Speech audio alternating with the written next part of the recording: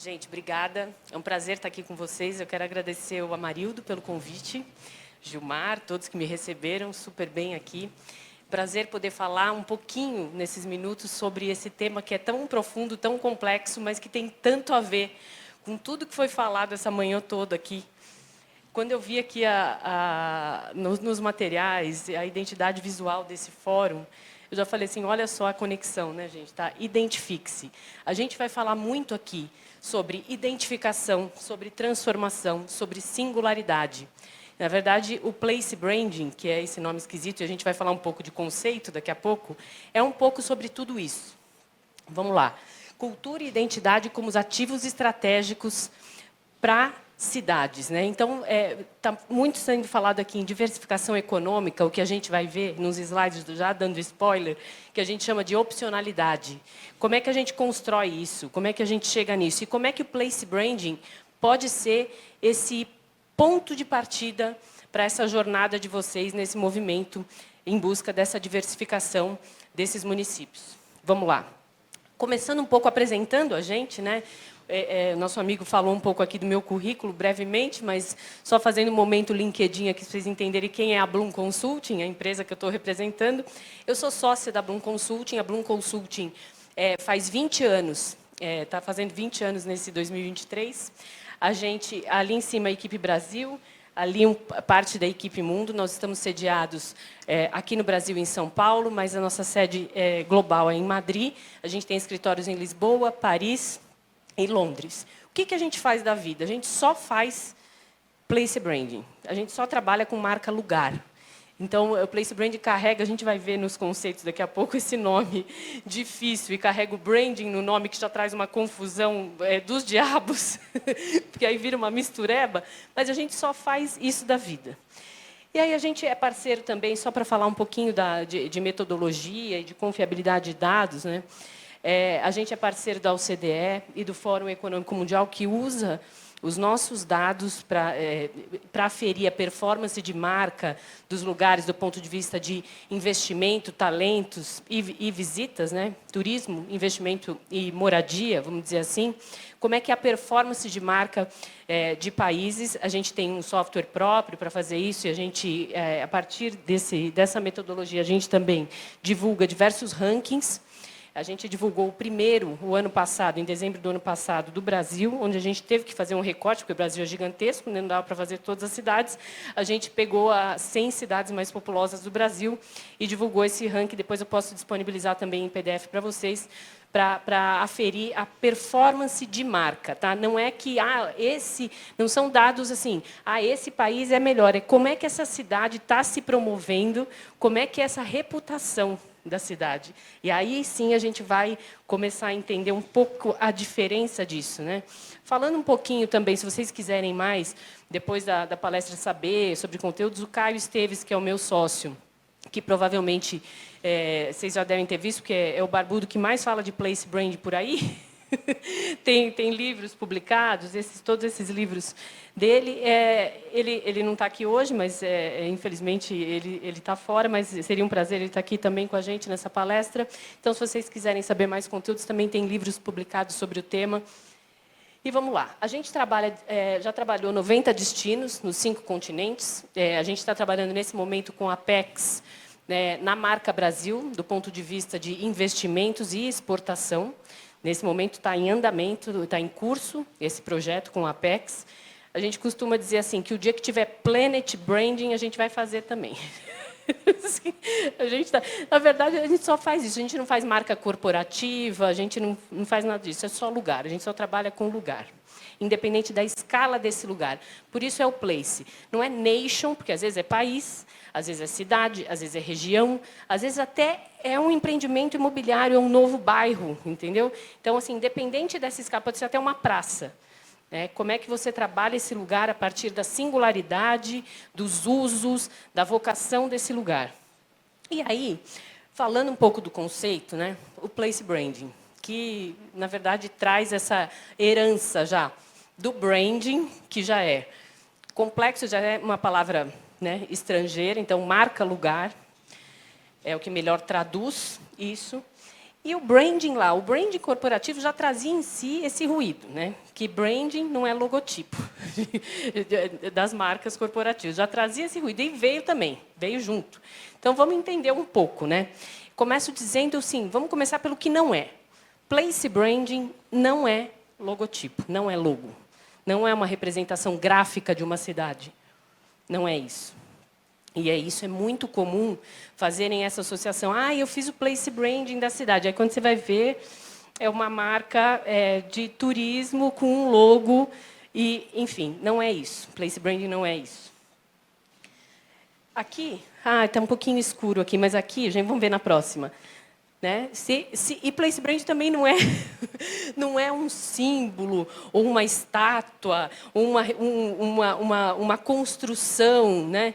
Que, senão, se fosse, a gente não precisava nem ir para Nova York, né, gente? Era só ir na van, qualquer van, que a gente estava ali com a Estátua da Liberdade. Né? Então, assim, place brand também não é isso. Então, eu costumo trazer esse exemplo da van porque é muito isso, né? E tem também, acho que, a Fontana de Trevi, que foi replicada não sei aonde agora, numa cidade do interior.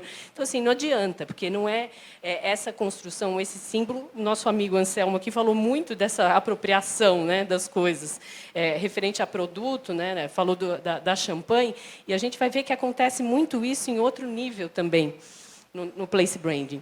Como eu falei, né, não é marca corporativa, place branding não deve ser tratado como a construção de um place branding não deve ser tratado como a construção de um branding de uma marca corporativa. Eu trouxe aqui a emblemática Harley, que é um branding muito bem construído, mas que, enfim, não tem nada a ver com o processo. Por que eu trouxe Melbourne aqui?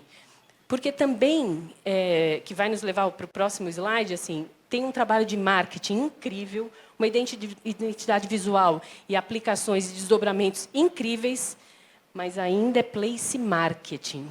Tá? Melbourne não tem um place branding, não tem uma estratégia. E place branding também não é place marketing.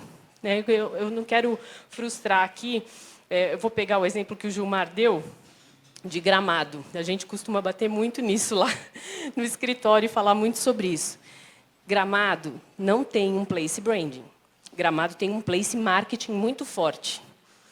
Assim como Campos do Jordão, também não tem. Se você for a fundo em Campos do Jordão, a Suíça brasileira, aqueles telhados... Neva aqui no Brasil?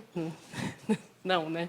Todas as construções com aqueles telhados, Suíça brasileira, aí a gente vai naquele exemplo. Mas por que isso? Por que eu tenho que pegar alguma coisa que é de fora e trazer para cá? Os turistas podem se sentir acolhidos com aquela ideia de estar na Suíça brasileira, mas vai para outros bairros fora de Capivari e vê se os moradores se sentem da mesma maneira. A cidade ela é boa para o turista quando ela é boa para o morador em primeiro lugar. Né? O morador é o primeiro cartão de visita, é o primeiro contato de experiência com essa marca lugar. Então, quando a gente fala de marca lugar, a gente está falando disso, de um sentimento, de experiência, dessa sensação que está muito antes de uma simples comunicação ou campanha, ou não estou falando que Gramado não tem números ótimos e que leva...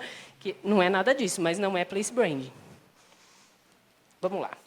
Por quê? Porque o place branding ele é o que eu acabei de falar para vocês. Ele trabalha na percepção, na esfera da percepção. E o place marketing na demanda. Então, o place branding vai pensar em ações, em atividades, em políticas para tornar aquele lugar forte, longevo e que promova essa percepção positiva, que impacte positivamente nas pessoas e que crie esse pertencimento, não só para dentro, quanto para fora. E o place marketing vai oferecer isso, através de produtos, através de campanhas, através de promoções. É lógico, uma coisa complementa a outra. Não estou falando que se tem uma coisa, não pode ter a outra. Não, tem que ter os dois. Um complementa o outro. E aí, o place branding vai trabalhar na emoção, nessa reputação. E o marketing na geração de leads e nessa transação. Quando a gente está falando do guarda-chuva de percepção, a gente está falando da influência e de experiência, basicamente, dos lugares. Influência, o que é? É quando eu leio sobre um lugar, é quando alguém me fala sobre um lugar, a percepção. Ah, você já esteve em Conselheiro Lafayette? Conselheiro Lafayette, antes de eu vir para cá. Já esteve em Conselheiro Lafayette? Ah, Conselheiro Lafayette é assim, assim, assim. Então, eu começo a ter uma influência sobre a percepção daquele lugar e construir no meu imaginário essa percepção. Se, ao chegar lá, eu vou me frustrar ou não com essa percepção, aí são outros 500. Né? Então, assim, e a experiência é quando eu me relaciono efetivamente com esse lugar e como essa experiência pode estar alinhada com essa influência que eu tive. Quanto mais alinhado, melhor. Agora, ou também, às vezes, eu não pisei no lugar, mas eu me relaciono com um produto de um lugar, né? O café que ele citou aqui. Ah, eu já me relacionei de uma maneira muito positiva com aquele lugar. Então, já me instigou, já tive uma experiência positiva sem nem pisar lá. Então, talvez, quando eu pise lá, eu tenha ainda mais reforçada essa experiência. Eu tive uma experiência positiva sem estar no lugar, mas através ou de produtos que eu experimentei, ou de negócios que eu fiz com pessoas do lugar, alguma relação que eu tive com alguém daquele lugar. Então, tudo isso é experiência. E aí, gente, quando a gente está falando em place branding, a gente está falando de sentimento. A gente está falando desse realmente sentimento em relação aos lugares. Do que se sente em relação a um lugar, tendo pisado ou não nesse lugar. Não é assim, vamos fazer uma estratégia de place branding, a cidade, sei lá, a cidade X fez uma estratégia de city branding. Beleza. A partir de agora, nós vamos só falar, porque no processo vocês vão ver que tem uma ideia central, onde é construída nessa estratégia, que depois ela serve para ser compartilhada e servir de guia, de diretriz para várias coisas. Vamos botar um slogan agora, a cidade X é a cidade da cultura. Não, isso é slogan, é outra coisa. Então, a ideia central, esse sentimento, ele não é para ser comunicado, ele é para ser sentido. Ele é para ser sentido. O que é para ser comunicado são as experiências que essa ideia pode gerar. É complicadinho, mas vamos entender um pouquinho. Tem diversas disciplinas que estão debaixo desse guarda-chuva do place branding. O próprio branding, psicologia, relações internacionais, urbanismo, como é que isso é experimentado no espaço público. Isso é muito, muito importante. Gestão pública, comunicação, antropologia, ciência política, marketing, design. Tudo está interligado nessa construção. É muito rico esse processo, é bem abrangente e muito rico porque a gente unifica todas essas disciplinas em prol de uma experiência, né, de um impacto positivo nessa experiência e nessa percepção. Então, no final das contas, gente, quando a gente está falando de place branding, a gente está falando de estratégia. Estratégia para as cidades e para os lugares. É isso. Basicamente é isso. Não é a representação gráfica, não é uma campanha promocional pontual. É o que vem antes, é a estratégia que está por trás de tudo isso. Quando a gente vê aqui assim também falando desses ruídos, né? Eu ouço, a gente teve uma aula do Anselmo aqui falando de IG, foi sensacional. Eu vejo muita gente falando que desenvolveu uma IG e aí fala assim, não, fizemos o place branding. Não, uma IG é uma das estratégias do place. Então, assim, a IG, com certeza, lugares que têm esse potencial para terem uma IG, com certeza a IG vai ser um dos principais pilares desse processo estratégico. Mas a IG, necessariamente, não é o processo de place branding. Né? Então, assim, ela está dentro desse guarda-chuva. Então, quando a gente consegue conceituar e entender esse guarda-chuva, a gente consegue colocar tudo dentro dessa estratégia.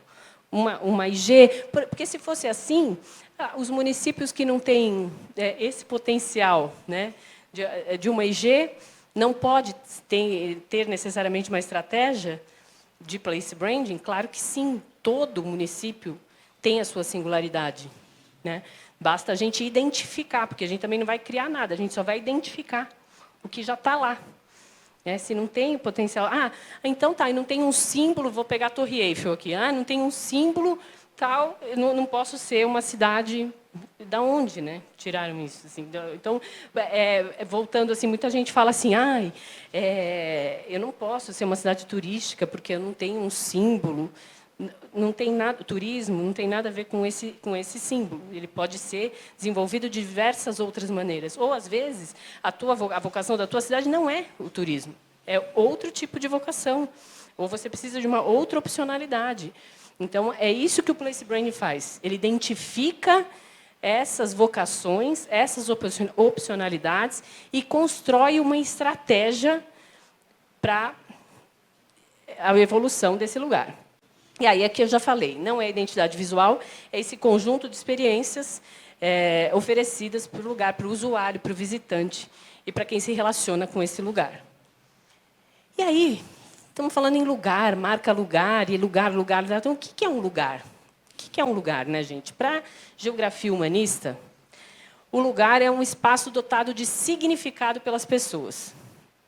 É basicamente isso, porque senão seria só um espaço. Se não tem um significado. É difícil aqui. Se eu fizer um exercício com vocês, pensem num lugar que vocês se sintam bem, papapá. Fechem os olhos e pensem nesse lugar. Se a gente fizer esse exercício rápido, todo mundo vai pensar em lugares diferentes.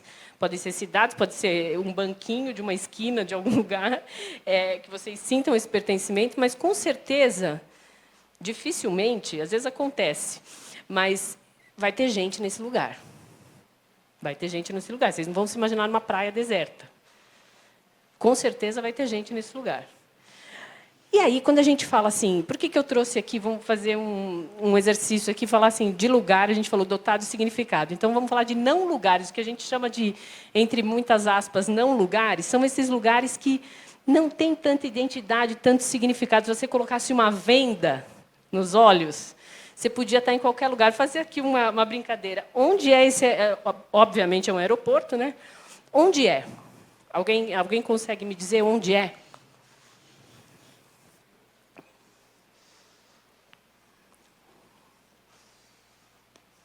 Nenhum palpite? Como? Frankfurt. Que mais? Nosso amigo falou por causa da Mercedes, né?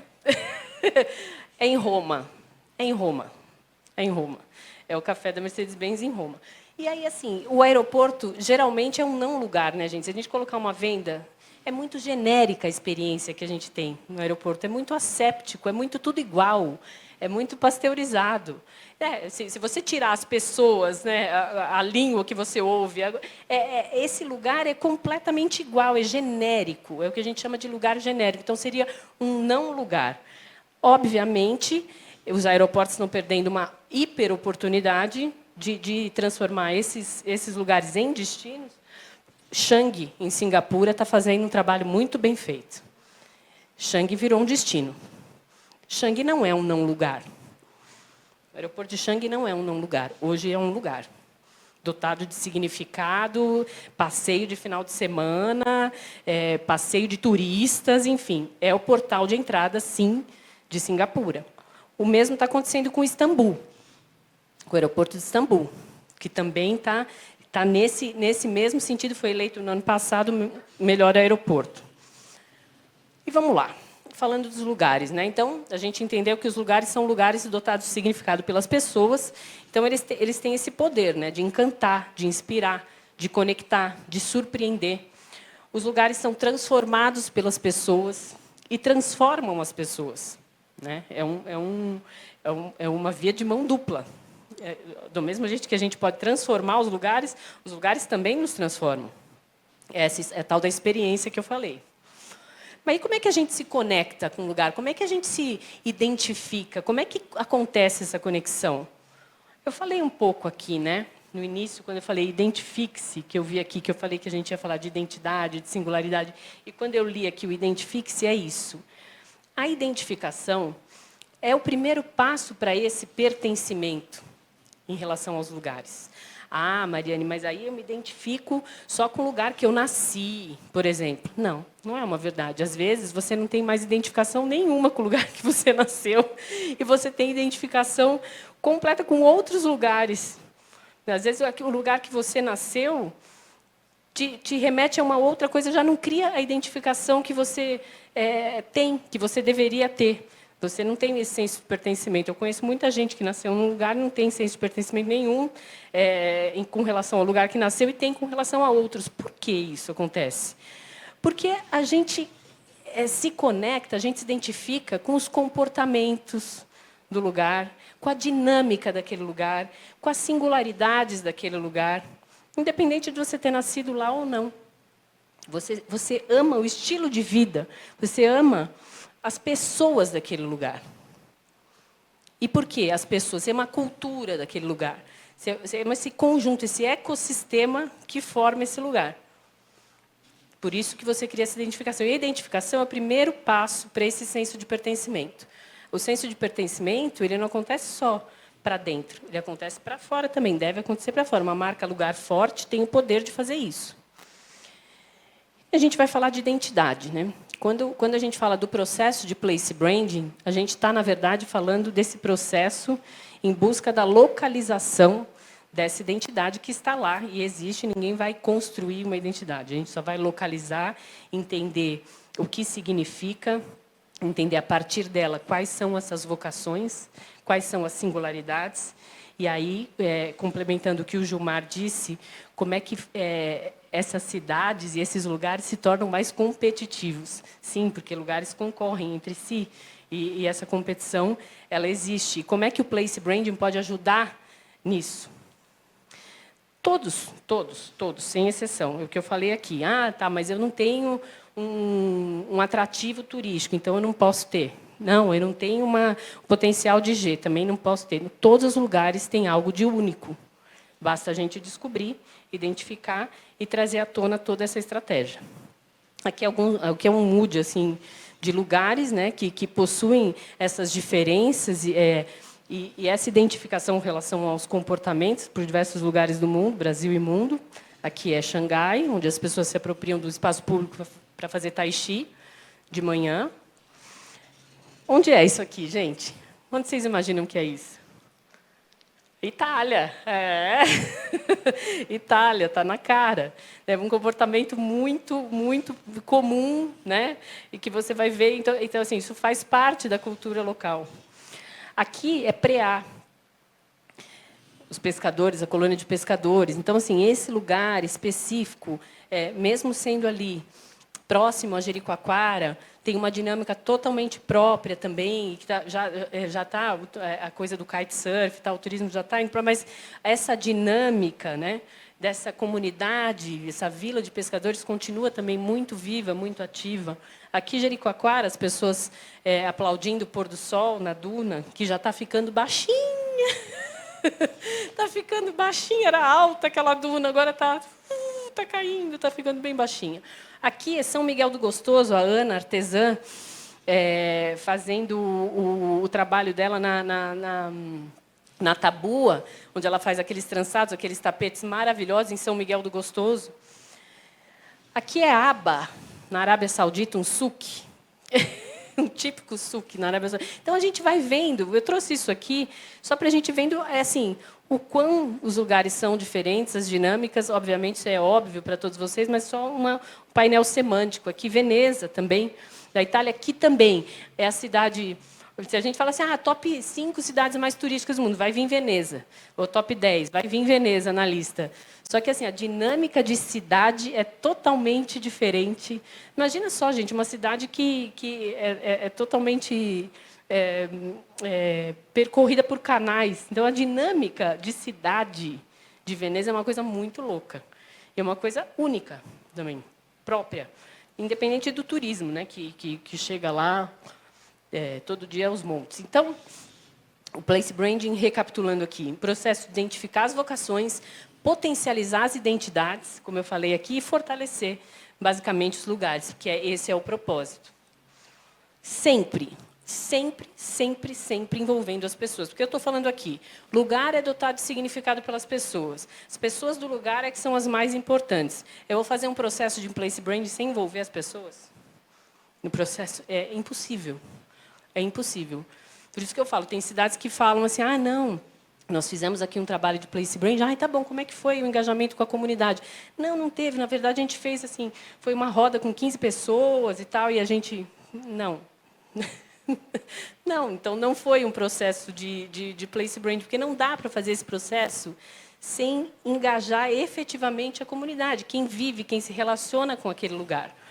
A gente faz isso Brasil e mundo, né?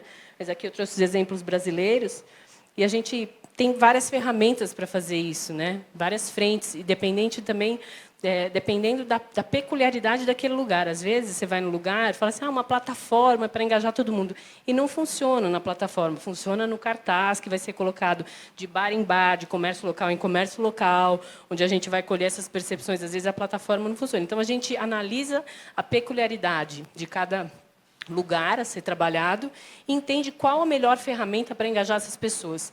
O fato é que elas precisam, não é nem só serem ouvidas, né? É participarem, porque assim, um processo de engajamento vai muito além do que você só informar, só ouvir ou só comunicar. Vai ter aqui uma roda. Não, vai muito além disso. É realmente a pessoa sentir que o que ela está falando vai ser levado em conta no processo. Ela realmente é co-criar. Então, é esse processo que é o de engajamento. Aqui, alguns exemplos que a gente fez. A gente também usa muito em mesa, que a gente chama mesa de especialistas. Depois de fazer o engajamento de massa, que a gente chama, que é um número maior, a gente bota influências, lideranças, pessoas bem influentes do local e faz uma dinâmica de Lego, também trabalhando com metáforas, é bem bacana. Aqui, o engajamento mais em pontos estratégicos, nos espaços públicos mesmo, que é em Croatá, Ceará. Aqui em Campo Grande, um trabalho que a gente fez com o Sebrae e com o BID ali, para a Rua 14 de Julho.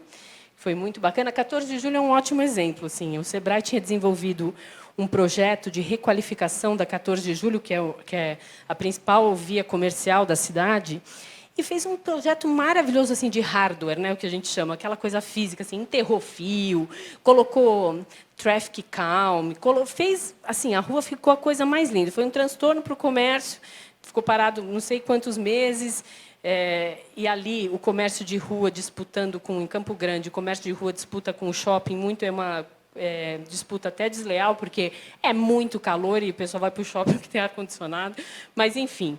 Foi feito todo um trabalho, só que não foi feito um trabalho para identificar como é que levava as pessoas para aquele lugar, como é que seria a alma daquela rua, como é que seria. E daí eles inauguraram e ficou as moscas e ninguém. Um trabalho incrível, assim, nada. E daí começou a causar um problemão na cidade. Aí eles nos procuraram, fizemos esse trabalho com o BID e com o Sebrae para entender como é que a gente poderia transformar essa rua, retornar com aquela alma que existia anteriormente na rua. Foi um projeto bem bacana. Aqui também, eu acho que é lá, aqui um pouco do exemplo da mesa de Lego que eu falei para vocês. Aqui, Paracatu, a gente fez um trabalho em Paracatu, também que nos procurou por conta, isso tem muito a ver com o que tudo foi falado aqui, né? Também foi em parceria com o Sebrae. A mineração vai acabar lá em 2030, e o que a cidade vai fazer? O que vai acontecer? O que ia acontecer com Paracatu? Eles estavam com essa batata quente na mão, e aí a gente também entregou um trabalho no ano passado, no final do ano passado, e aí esse plano estratégico que está sendo colocado em prática esse ano, passo a passo, né? É um projeto gigantesco, passo a passo. Então, aqui é um pouco do engajamento que nós fizemos em Paracatu. Trabalho com Lego também. E aqui, Patos de Minas, que também foi um trabalho recém-entregue agora, também feito com a Prefeitura e Sebrae. A gente está virando especialista em Minas. Na verdade, assim, Juiz de Fora, por exemplo, nós temos muitos projetos em Juiz de Fora, mas não é cidade, são projetos bairros, que eu comentei com vocês, que a gente também atua com a iniciativa privada, né, na construção. Então, em Juiz de Fora, por exemplo, a gente tem mais de 5 projetos de novos bairros e tudo mais. Mas Minas mora no nosso coração, de verdade. Eu me sinto bem à vontade aqui, mesmo sendo de São Paulo. Aqui um pouquinho mais desse engajamento. Então, a gente tem diversas frentes de trabalhar isso, rodas de conversa, onde a gente são diversas etapas, diversos passos para engajar essa comunidade. Está um pouco prejudicado ali por causa E aí, a gente sempre fala, comece com esse propósito forte, engaje os interessados, né, nesse movimento, nesse propósito, crie essa ideia central, construa essa ideia central que vai ser compartilhada por todos, traduza isso no ambiente urbano e faça realmente uma marca forte. Quando a gente fala de tradução no ambiente urbano, a gente está falando do placemaking, que é outro termo chatinho, também em inglês, mas seria o fazer lugares, né? Na verdade, o placemaking está para o place branding. Como é que a gente faz assim? A gente tem toda a parte conceitual, que é o place branding, que é toda essa estratégia, essa ideia central, compartilhada entre todos. O making vai traduzir isso no espaço público. É a tua experiência mesmo ali, materializada. Tua experiência de marca, vamos dizer assim. Tá. Se eu tenho ali, num place brand, uma ideia central. Vou dar um exemplo esdrúxulo aqui, que seja, sei lá, acolhimento. Chutei qualquer coisa aqui. Eu tenho que sentir esse acolhimento em todos os níveis na cidade, na minha experiência com a cidade. É aí que está a conexão da ideia central, né, para diversas políticas públicas e várias coisas, até o nível da experiência física mesmo no lugar. E como é que eu posso falar de um ambiente acolhedor sem ter acessibilidade, por exemplo? Não dá no espaço público. Então, é isso. A ideia central, ela conecta tudo e tem que ser materializada em tudo. E o placemaking nada mais é do que pensar e fazer a cidade com e para as pessoas. É isso. Com elas e para elas. Lugar vibrante é igual ao significado que eu falei lá da geografia humanista, lugar dotado de significado pelas pessoas, mais as atividades. Não adianta você ter um lugar físico lindo, construído, que não seja ativado. Entendeu? Às vezes falam assim, inauguramos uma praça nova aqui, maravilhosa, linda, vazia. E, às vezes, uma árvore da cidade com aquele banquinho de madeira do ladinho da árvore, vira a praça orgânica da cidade, porque adotaram aquele lugar. E quem não vai dizer que aquilo não é uma praça? Aquela árvore com aquele banco onde as pessoas se reúnem diversos momentos do dia. Aquilo é uma praça. Então, assim, quando a gente fala de atividade, de ativação desses lugares, é muito importante, que uma coisa não caminha sem a outra. E aí, a gente tem esse tripé que a gente trabalha nos nossos projetos, que é o hardware, que é esse aspecto físico, né, o construído, que está construído. O software, que são as atividades. Como é que você leva a vibração para aquele lugar? Como é que você ativa aquele lugar? E o people, que são as pessoas, os aspectos humanos, identitários, culturais do lugar, que só naquele lugar vai ser daquele jeito. E aí, não dá para falar de place branding, construir estratégia, de tudo isso que a gente está falando aqui, sem falar de futuro. Né? Principalmente depois desses 2 anos que a gente viveu aí nessa pandemia, que todo mundo já sabe, já está batido falar nisso, mas assim, é isso, deu uma chacoalhada em tudo. Né? A gente viveu muito profundamente a desterritorialização e a desmaterialização. Ou seja, acho que o Gilmar falou na palestra dele, assim, hoje o que mais faz a pessoa ir para o lugar é saber se tem Wi-Fi. Certo? Então, na pandemia, o que aconteceu? Qualquer lugar do mundo onde você estivesse, você estava tendo a mesma experiência que qualquer pessoa. Estava todo mundo dentro de casa, trancado, sem poder sair, vivendo a mesma situação. Então, desterritorializou tudo. Tudo. E desmaterializou, porque você não podia mais se relacionar com a cidade do jeito que você se relacionava antes. O que aconteceu? Né? A gente viveu, foi o prefixo pandêmico, foi o desmaterialização, desterritorialização, desconhecimento, desorganização, desespero. Foi esse primeiro momento foi esse prefixo pandêmico.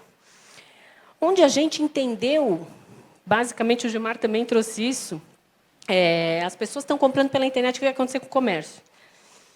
É isso, funcionalidade versus prazer. A gente entendeu que era possível fazer qualquer coisa que você quisesse. Você estava lá trancado. Você queria uma comida X? Você não deu para ninguém. Tinha. Parafuso X, que eu sempre fui na loja. Vem. Tudo aconteceu. E você falou assim, poxa, tá, aí passou o turbilhão, passou o terremoto, mas o que eu vou ir naquela loja se eu consigo fazer pela internet? De novo, eu vou me relacionar de outra maneira. Eu vou me relacionar pelo prazer, puro e simplesmente, não pela funcionalidade. E aí as marcas também estão vendo isso, as lojas estão apostando muito em lojas conceito, onde você vai, só tem a experiência e compra pela internet, enfim. Está uma revolução, né, nessa história. Mas isso é para tudo. A maneira como a gente aprendeu a se relacionar com a cidade também mudou. A gente levou a cidade um pouco das experiências que a gente tinha para dentro das nossas casas. O sofá virou cinema, a sacada virou academia. A gente levou a praça, o verde, foi para dentro das casas como nunca. Aí resgataram conceitos lá que falam que é novidade, mas não é tal da biofilia. A biofilia já existe há um século, agora vê biofilia. Biofilia está aí, mas assim, isso veio muito à tona na pandemia. Então, a gente teve que emular dentro da nossa casa como é que eram as nossas experiências urbanas. Acabei de falar isso para vocês. A gente passou a simular e emular essas vivências dentro da nossa casa. Era a única forma que a gente tinha. A gente tinha que se adaptar. Não tinha outro jeito.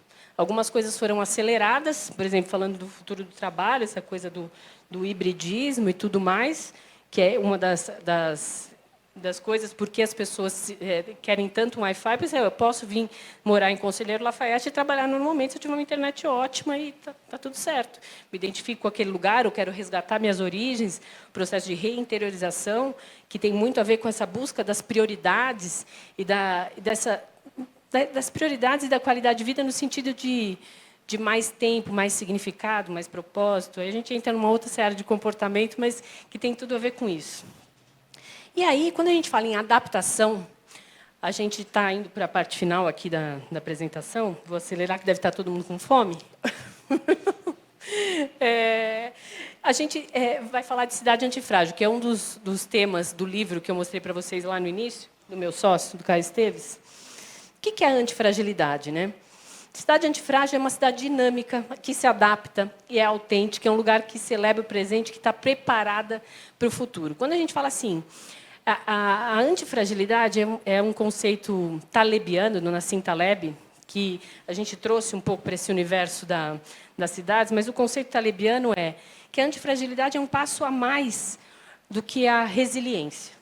A resiliência é representada, por exemplo, pela fênix. Você renasce das cinzas, mas você renasce do mesmo jeito.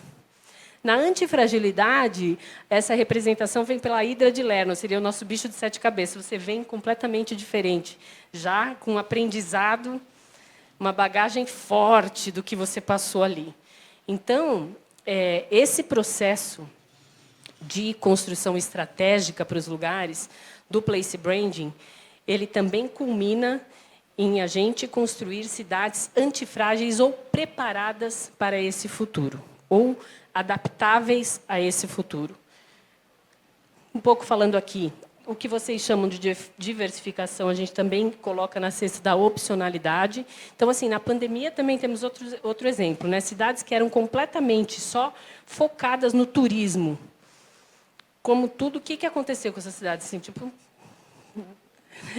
meu Deus, o que eu faço agora? Ninguém está saindo de casa, ninguém vem me visitar. O que eu faço? O que acontece? Então, por isso que a gente costuma dizer assim, não coloque todos os ovos na mesma cesta, né? Como dizia a vovó já. Porque se quebrar, quebram todos. Então, a opcionalidade é isso. Quando vocês estão falando de diversificação econômica, é disso que a gente está falando. É de entender, mineração, legal, mineração super importante, mas essa dependência... O Gilmar mostrou aqui, totalmente dependente da mineração. E aí o que acontece? Paracatu estava desesperado. O que nós vamos fazer? O que acontece? Detroit, né, a indústria automobilística, acabou com a cidade. Acabou com a cidade. Agora que Detroit está retomando. Acabou. Não, o americano nunca vai deixar de comprar carro, de usar carro. Acabou. Entendeu? Então, assim, a opcionalidade, quando a gente fala de opcionalidade, é isso. A gente falou do prefixo pandêmico, agora pós-pandêmico é o co. Então, colaboração, cocriação, coexistência, consciência e compreensão. Então, muito foi falado aqui de manhã, e eu fiquei bem feliz com tudo que eu ouvi, de cooperação, de cooperativismo, de coletividade. É disso que a gente está falando. Bom, esse fórum aqui é um exemplo disso, materialização disso, todos reunidos aqui em prol de uma coisa maior. E esse é o futuro. E aqui, falando um pouquinho, não vou me ater muito a isso aqui, que é mais o processo metodológico também. A gente tem 12 dimensões para a construção dessa cidade antifrágil, onde a gente tem a identidade, a vocação, a opcionalidade, depois participação popular, engajamento, a vitalidade comunitária, que é muito importante, transparência, qualidade urbana, escala humana, narrativa baseada em ação, que não adianta falar que faz e não fazer, né? Isso é muito importante. Eu vi um exemplo ali, cidade mais limpa, papapá. Tem que fazer. Não adianta falar se não fizer, porque depois vai chegar, vai bater ali na experiência de frustração. E aí é uma influência que não entrega a experiência. Imaginação e criatividade. E aqui um exemplo, quando eu falei de lugares totalmente turísticos que tiveram que se adaptar na pandemia, eu trouxe um exemplo, isso aqui é um vídeo, mas eu não vou rolar o vídeo para vocês, é só um exemplo das Ilhas Faroe, que fizeram um turismo remoto na pandemia. O que eles fizeram? Os voluntários moradores se cadastravam, eram voluntários, eles colocavam uma câmera na cabeça que era conectada com um aplicativo, onde o usuário desse aplicativo falava, caminhe, aí a pessoa caminhava, pule, vire, e a pessoa funcionava como um jogo mesmo, um videogame, mas a pessoa conhecia o lugar dessa maneira. Então, foi uma ação bem pontual, super de sucesso, que eles fizeram, eu trouxe para vocês, para ver como é que a gente tem sempre que pensar nessas possibilidades de adaptação aos futuros incertos, né? Que a gente não sabe o que vem pela frente. E aí, fazendo um comparativo, quando a gente fala só de cidade, né, sem uma estratégia por trás, e de marca-lugar, a gente está fazendo esse contraponto entre o genérico e a singularidade, o desconhecimento e a identificação, que eu falei que é o primeiro passo para o pertencimento, controlada pela demanda e controlada pela identidade, sazonal e perene, indivíduos e comunidade, uma cidade dependente, contrapondo com uma cidade resiliente e mais evolutivamente antifrágil, que é o que nós falamos agora. E aí, finalizando aqui, gente, só trouxe para vocês só um aperitivo de como que a gente faz mas como é que você prepara uma cidade para o futuro, né? Tem diversas maneiras, né? Com estratégias de preparar e também mapeando esses futuros, né? Esse strategic foresight que a gente traz, a gente quer se antecipar, inovar e construir a prova de futuro. Como é que a gente faz isso? Está bem pequenininho aqui, mas é só para vocês terem uma ideia de como que a gente pode mapear e trabalhar com esses futuros possíveis. Então, primeiro, a gente tem o ambiente, acho que a bolinha aqui, o ambiente incerto. Então, a gente tem os sinais fracos, os sinais fortes, o que são tendências, como é que isso está acontecendo no mundo. Depois, a gente mapeia aqui as análises dos sinais, a gente faz essa análise com a realidade do lugar. Então, assim, está acontecendo isso, sem sinais fracos, sinais fortes, e no lugar, como é que isso pode ser encaixado? Como é que isso pode ser absorvido? E depois a gente vai para esses estudos de futuros, que são os futuros prováveis, os futuros plausíveis, os futuros preferidos, e os futuros até... A gente vai da distopia para a utopia. Mas a gente trabalha o comportamento da cidade prevendo esses diversos futuros. Como é que a cidade pode se comportar diante desses futuros mapeados? E, na verdade, a gente faz isso, no último slide aqui, para que serve tudo isso? Né? No final das contas, é só sobre pessoas e para essas pessoas serem mais felizes nos lugares onde elas vivem. É só isso, gente. Obrigada.